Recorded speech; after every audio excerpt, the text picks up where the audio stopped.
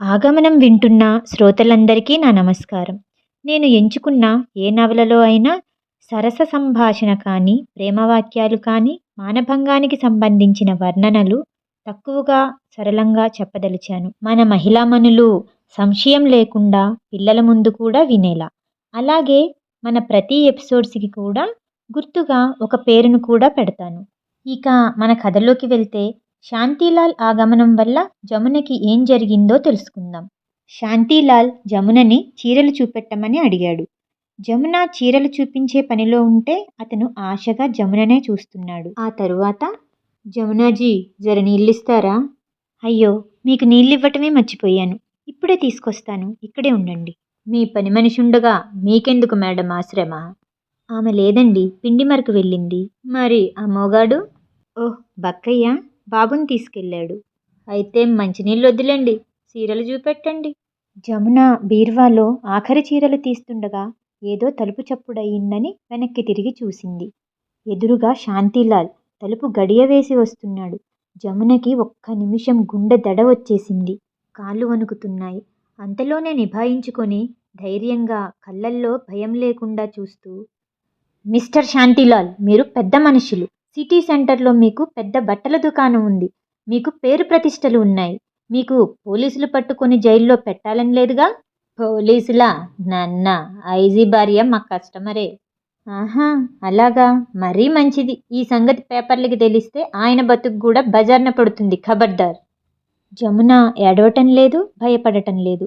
జమున ముఖంలో ఆ కోపం చూసేసరికి అతను కంగు తిన్నాడు.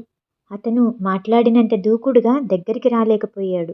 మర్యాదగా వెళ్ళి తలుపు తీయి శాంతిలాల్. జమున బయటికి ధైర్యంగా ఉన్నట్టు నటిస్తుందే కానీ లోలోపల ఈ ప్రమాదం తప్పుతుందా, నేను ఈ గండం నుంచి బయటపడగలనా అని భయపడుతూ ఉంది. శాంతిలాల్ జమునని బ్రతిమలాడుతున్నట్లుగా, జమునాజీ, నీ మొగుడు సచ్చిండు, అది నాకు తెలుసు. నన్ను నమ్ముకో, నీ చీరల వ్యాపారం పెద్దది చేయిస్తా. జమున అతన్ని పక్కకి తోసి ఒక్క అంగలో బయటికి వెళ్ళబోయింది. కానీ అతను అడ్డుపడ్డాడు. వారిద్దరి పెనుగులాటలో జమున చేతికి అద్దకం వేసే ఇనుపచట్రం దొరికింది. దానితో అతన్ని కొట్టబోతుండగా జమున చేతిలో ఇనుపచట్రం క్రింద పడింది. ఆ ఇనుపచట్రం పళ్ళు బ్రష్లా పైకి ఉన్నాయి. దాన్ని జమున కుడి చేత్తో తీసుకోబోయింది.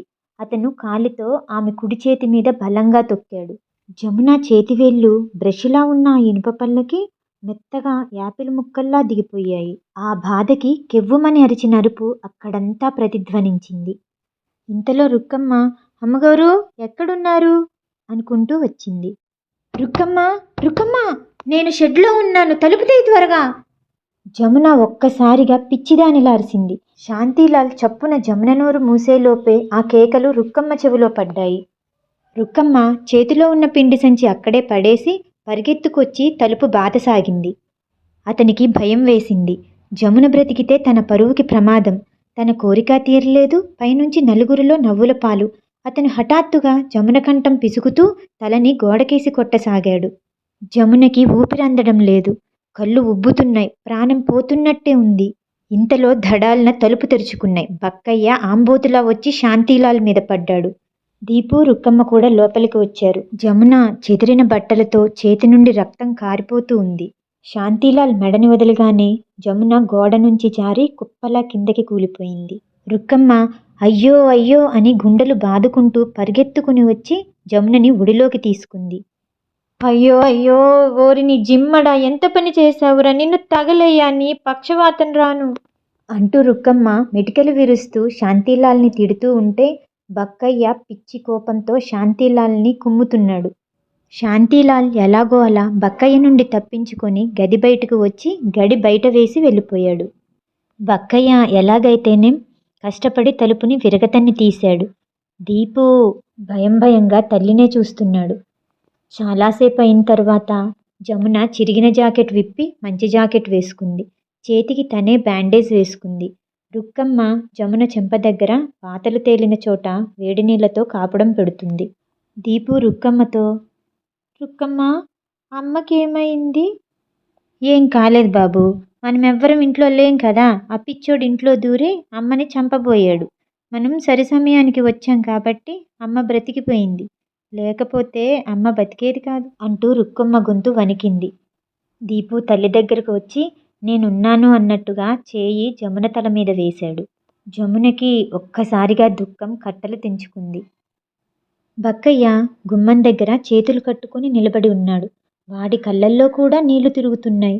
రుక్కమ్మ బలవంతంగా ఆపి అల్లరవుతుందిరా అని తట్టింది గాని లేకపోతే వెళ్ళి ఆ బట్టతలవాడిని చితకబాది వచ్చేవాడు. అలా 2 రోజుల తరువాత జమున కొడుకు భుజం చుట్టూ చేయి వేసి మీరాదేవి హాల్లో నుంచి బయటికి వస్తుంది. అక్కడ ఆ ప్రదేశం అంతా వచ్చిపోయే వారితో హడావుడిగా ఉంది. దీపు ఉన్నట్టుండి సంతోషంగా అమ్మా అడుగు అంకుల్ అంటూ ప్రసన్న వైపు చూపిస్తున్నాడు. ప్రసన్న 2 వ్యక్తులతో కలిసి లోపలికి వెళ్తున్నాడు. ప్రసన్న కూడా దీపుని చూడగానే ఆ 2 వ్యక్తులతో మీరు పదండి నేనిప్పుడే వస్తాను అని వాళ్ళని పంపించి దీపు వైపు వచ్చాడు. ప్రసన్న జమున వైపు చూస్తూ ఇలా వచ్చారేంటి? వచ్చే వారంలో ఇక్కడ జరిగే మన చేతికళల వైభవం ప్రదర్శనలో చీరలు కూడా పెడతారని విన్నాను. ఆ విషయమే అడగడానికి వచ్చానండి. అవును పెడుతున్నారు కదా. ఆ స్టాల్ ఆల్రెడీ బుక్ అయిపోయిందని ఇంకెవరికో ఇచ్చేశారని చెప్పారు. అవునా? మీరెవరిని కలిశారు? అక్కడ ఉన్నారు కదా ఆ సెక్రటరీని కలిశాము. సరే నాతో ఒకసారి రండి అంటూ ప్రసన్న జమునని దీపుని సెక్రటరీ ఉన్న రూంలోకి తీసుకెళ్ళాడు. కానీ అక్కడ సెక్రటరీ లేకపోయేసరికి డెస్క్లో నుంచి ప్రసన్నే అప్లికేషన్ ఫామ్ తీసి జమునకి ఫిల్ చేయమని చెప్పి ఇచ్చాడు. అంతవరకు కుడి చేతి మీద పైట కొంగు కప్పుకున్న జమున కొంగు పక్కకి లాగి కట్టుకట్టిన చేతితో అక్కడున్న పెన్ను తీసుకుంది. What is this? ఏమైంది చేతికి? ఆ కట్టేమిటి? ఇదా వంట చేస్తుంటే చేయి కాలిందండి. కాదు అమ్మ అబద్ధం చెప్తుంది. మరే అంకుల్ మా ఇంటికి పిచ్చాడొచ్చాడు. అతడేమో దీపు పెద్దవాళ్ళు మాట్లాడేటప్పుడు కల్పించుకోకూడదని చెప్పానా?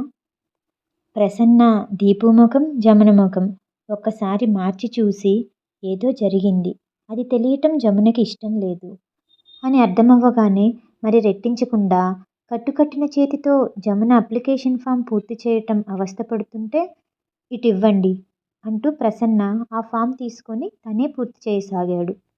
అప్పటికే ఆ ఫామ్లో జమున పేరు వయస్సు పూర్తయ్యాయి. భర్త పేరు అని ఉన్న కాలం దగ్గర చూస్తూ పేరు అని అడిగాడు ప్రసన్న. సిద్ధార్థ అని జమున మిగతా వివరాలు చెప్తుంటే ప్రసన్న చకచకా ఫామ్ ఫిల్ చేశాడు. ఇంతలో సెక్రటరీ వచ్చి హలో ప్రసన్న, జస్ట్ నౌ ఇప్పుడే సీట్లో నుంచి అలా వెళ్ళాను అన్నాడు సంజాయిషి ఇస్తున్నట్టుగా. చూడండి ఈమె మన ఎగ్జిబిషన్లో చీరల స్టాల్ తెరుస్తున్నారు. కానీ మరి భాగ్యమ్మ గారు అని సెక్రటరీ అనగానే ఆవిడికి నేను చెప్తాను, ఆ పల్లవి చీరల కంటే ఈమె చీరలు చాలా బాగుంటాయి నాకు తెలుసు అని అన్నాడు. ఓకే ఓకే అంటూ సెక్రటరీ అప్లికేషన్ ఫామ్ తీసుకోగానే ప్రసన్న జమున దీపుతో బయటికి వచ్చేశాడు. ప్రసన్న దీపుని జమునాని కారులో డ్రాప్ చేస్తాను అంటే జమున వద్దండి బస్టాండ్ దగ్గరే మేం బస్సులో వెళ్ళిపోతాము అని బస్టాండ్ వైపు నడక సాగించింది. సరే పదండి నేను కూడా మీతో వస్తాను అని ప్రసన్న కూడా జమునతో పాటు బస్టాండ్ వరకు వెళ్ళాడు. అయ్యో మీరెందుకు మాతో పాటు నడిచి రావడం, మీకెందుకు శ్రమ, మేము వెళ్ళిపోతామండి అని జమున మొహమాట పడుతుంటే పర్వాలేదు నాకు వాకింగ్ అంటే ఇష్టం, నేను బస్టాప్ వరకు వస్తాను దగ్గరేగా అంటూ ప్రసన్న వారితో కలిసి నడిచాడు. వారి కోసమే అన్నట్టుగా బస్ అప్పుడే వచ్చింది. అది ఖాళీగా ఉంది. జమున ఎక్కుతూ చాలా థ్యాంక్స్ అండి, మీరు కనుక ఎదురవ్వకపోతే ఆ ఎగ్జిబిషన్లో శారీస్ పెట్టే అవకాశం నాకు దొరికేదే కాదు. పర్వాలేదు మెన్షన్ నాటెడ్ అంటూ దీపుకి బాయ్ చెప్పాడు ప్రసన్న. ప్రసన్న హాలుకి తిరిగి వస్తుంటే అతని మనసులో ఒక మంచి పని చేశాను అనే తృప్తి లాంటిది కలగసాగింది. ఈ చేతికళా వైభవం ప్రదర్శన ఏర్పాటు చేస్తున్న సంఘానికి ప్రెసిడెంట్ తనే. జమున చీరల స్టాల్ పెట్టుకోవచ్చనే ఆలోచన తనకి గుర్తే రాలేదు. లేకపోతే తనే ముందుగానే ఆమెకి ఈ సూచన ఇచ్చేవాడు. అతను మెట్లెక్కి వస్తుంటే భాగ్యరత్నం ఎదురయ్యింది. ప్రసన్న ఇదేంటి, నేను రికమెండ్ చేసిన పల్లవి చీరలు క్యాన్సిల్ చేసి ఇంకెవరికో ఇచ్చావంట స్టాల్? అవును, ఆ చీరల కంటే ఈ చీరలు చాలా బాగుంటాయి అని దృఢంగా చెప్పాడు ప్రసన్న. ఆ ఎగ్జిబిషన్ రోజు దగ్గరికి రానే వచ్చింది. జమున స్టాల్లో పెట్టడానికి చూపించిన చీరలు చూసి భాగ్యమ్మ గారు పెదవి విరిచారు. ఇవి మరీ నాసిరకంగా ఉన్నాయి. నీకు వారం రోజులు టైం ఇస్తాను. వేరే చీరలు ప్రింట్ చేసి తీసుకురా అని భాగ్యమ్మ గారు జమునతో అనగానే జమునకి గుండెల్లో రాయి పడ్డట్టయింది. ఈ చీరల కోసం చేసిన అప్పే ఇంకా తీరలేదు. మళ్ళీ కొత్త చీరలు ప్రింట్ చేయడం అంటే ఇంకా నా వల్ల కాదు అని అనుకుంటూ ఇంటికి వచ్చేసింది. ఆ సాయంత్రం రుక్కమ్మ కూరగాయలు తరుగుతూ, అమ్మా, నేనేం మొక్కుకున్నానో తెలుసా? ఎగ్జిబిషన్లో మీ చీరలన్నీ అమ్ముడుపోతే ఏడాది పాటు శనివారాలు పచ్చి మంచినీళ్ళు కూడా ముట్టుకోకుండా ఉపవాసం ఉంటా. అది వినగానే జమున, మనం ఎగ్జిబిషన్లో చీరలు పెట్టట్లేదు రుక్కమ్మ. వారికి కొత్త చీరలు కావాలట. అది ఇప్పుడు మన వల్ల కాదు. ఆ విషయం వినగానే రుక్కమ్మ కూడా అయ్యో రామ అని నిరాశపడిపోయింది. ఆ మర్నాడు జమున బజారు నుండి తిరిగి వచ్చేసరికి టేబుల్ మీద ఒక ఉత్తరం ఉంది. అందులో ఇలా ఉంది: జమున. ఈ సంబోధన చూడగానే జమున ఉలిక్కిపడింది. నిటారుగా అయ్యి, మీరు చీరలు ఎగ్జిబిషన్లో పెట్టకుండా విరమిస్తున్నట్టుగాను ఆ స్టాల్ ఇంకొకరికి ఇచ్చేయమన్నట్టు ఉత్తరం రాసిచ్చారుట. నేను మిమ్మల్ని రికమెండ్ చేశాను. మీరు నాకు కనీసం మాటైనా చెప్పకుండా ఇలా చేయటం బాగాలేదు. నేను ఇక్కడ ఎక్కువసేపు వెయిట్ చేయటానికి కుదరదు. వేరే అర్జెంటు పని మీద వెళ్తున్నాను. ఈ నంబర్లో దొరుకుతాను. వెంటనే ఫోన్ చేయండి. ఇట్లు ప్రసన్న. ఆ ఉత్తరం చూడగానే జమునకి ఒళ్ళు మండింది. ఏమిటి ఏకవచన సంబోధన? తనకి ఇతనికి పరిచయం ఎంతని ఏమనుకుంటున్నాడో? ఈ అభిమానాల వెనుక, సాయం చేయాలనే తపన వెనుక కోరికల తాచులు పడగలు విప్పి బుసలు కొడుతూ ఉంటాయి. చిచి! జమున అంట జమున. నాకేమన్నా బొడ్డు కోసి పేరు పెట్టాడా? జమునకి కంపరం పుట్టింది.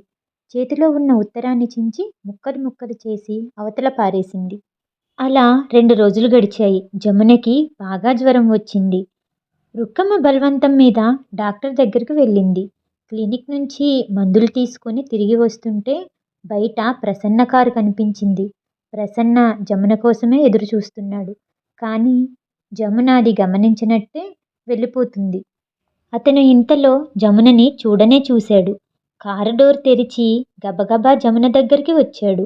నిలదీస్తున్నట్టుగా చూస్తూ, భలేవారే, నేనేమో మీకోసం వెయిట్ చేస్తుంటే మీరు నన్ను చూసి కూడా చూడనట్టు వస్తున్నారేంటి? జమున ఏమీ మాట్లాడకుండా తలదించుకుంది. ఫోన్ చేయమని ఫోన్ నెంబర్ ఇచ్చా కదా, ఫోన్ ఎందుకు చేయలేదు? మీకు చెప్పేందుకేమీ లేదు. అందుకోసమే ఫోన్ చేయలేదు. అయితే మీకు స్టాల్ అవసరం లేదు అంటారు. మీరు అన్నిసార్లు అడగాల్సిన పని లేదు. ఇంకోసారి అడిగితే నాకు చిరాకొస్తుంది. ప్రసన్న అలాగే తెల్లబోయినట్టుగా నిలబడిపోయాడు. అది జమున గమనించకుండానే రిక్షా ఎక్కి ఇంటికి వచ్చేసింది. జమున రిక్షాలో ఇంటికి వచ్చేసరికి ప్రసన్న ఇంట్లోనే దీపుతో కూర్చొని కబుర్లు చెప్తున్నాడు.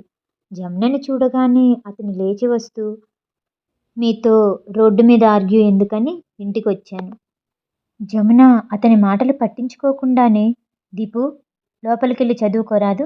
ఎంతసేపు ఎవరు కనిపిస్తారా వాగుదామా అని చూస్తావు. దీపు ఆ మాటలు విని బిక్కమొహం వేశాడు. ప్రసన్న దీపు భుజం తట్టి, మమ్మీకి జ్వరంగా ఉంది కదా, అందుకే చాలా కోపంగా ఉంది. ఇప్పుడు నువ్వు వెళ్ళి చదువుకో, మనం మళ్ళీ మాట్లాడుకుందాం అంటూ దీపుని లోపలికి పంపించాడు. ఇప్పుడు చెప్పండి, మీకెందుకు స్టాల్ వద్దంటున్నారు? మీకు కారణం చెప్పాల్సిన అవసరం నాకు లేదు. మీకు స్టాల్ని రికమెండ్ చేసింది నేను. నాకు కారణం తెలియచేయడం మీ కనీస ధర్మం. ఇతను కారణం చెప్తే కానీ వదిలేట్లేడు అనుకున్న జమున, ఆవిడ కొత్త ప్రింట్స్ కావాలని అడిగారు. నాకు ఆ స్తోమత లేదు. ఆ మాట వినగానే ప్రసన్న ముఖం ప్రసన్నంగా అయిపోయింది. అదా సంగతి. నేను కూడా సరిగ్గా ఇదే అనుకున్నాను. నాతో ఆవిడ ఈ సంగతి చెప్పింది. కొత్తవి కొన్ని ఉంటే పబ్లిసిటీకి బాగుంటాయి కదా, వాటితో పాటు ఈ పాతవి కూడా అమ్మొచ్చు. అది మీ మంచి కోసమే చెప్పింది. ప్రసన్న అటూ ఇటూ తిరుగుతూ, మీ స్థితి నాకు తెలియదనుకున్నారా ఏమిటి? ఆ డబ్బు ఏర్పాటేదో నేనే చేస్తాను. మీరు మొహమాట పడాల్సిందేం లేదు. నేనేం మీకు స్వయంగా ఇవ్వటం లేదు. మీరు తీసుకోవటానికి అభిమానపడనవసరం లేదు. మా సొసైటీ కొంతమంది చేతివృత్తి కళాకారులకి పని కోసం లోన్ ఇస్తుంది. వాళ్ళ డబ్బుతో వస్తువులు తయారు చేసి మా సంస్థ ద్వారా అమ్మకాలు సాగిస్తారు. ఆ వచ్చిన డబ్బులో మేమిచ్చిన డబ్బు మినహాయించుకునే మిగతాది ఇస్తాం. ప్రసన్న గారు, అప్పులు ఇప్పటికీ ఉన్నవి చాలు. ఏదో వస్తుందని ఆశపడటం, ఏదో చేయటం, ఏదీ రాకపోవటం, అప్పు పెరిగిపోవడం, ఆ అప్పు తీర్చగలనో లేదో అని భయపడడం. ఇంక నాకు శక్తి లేదు. ఆ భయం మీకొద్దు. మీ చీరలు అమ్ముడుపోయేట్టు మేం చూస్తాం. ఆ బాధ్యత మాది. చూడండి, మీలాంటి ఆర్టిస్టులు కళని సృష్టించటం వరకే తెలుసు. దాన్ని కాసులుగా మార్చటం మాలాంటి వ్యాపారస్తులకి తెలుసు. ఇది కళకి వ్యాపారానికి ఉన్న అవినాభావ సంబంధం. జమున విసురుగా అతని వైపు తిరిగింది. దానివల్ల మీకేంటి లాభం? ప్రసన్న భుజాలెగరేస్తూ, లాభమా? చాలా ఉంది.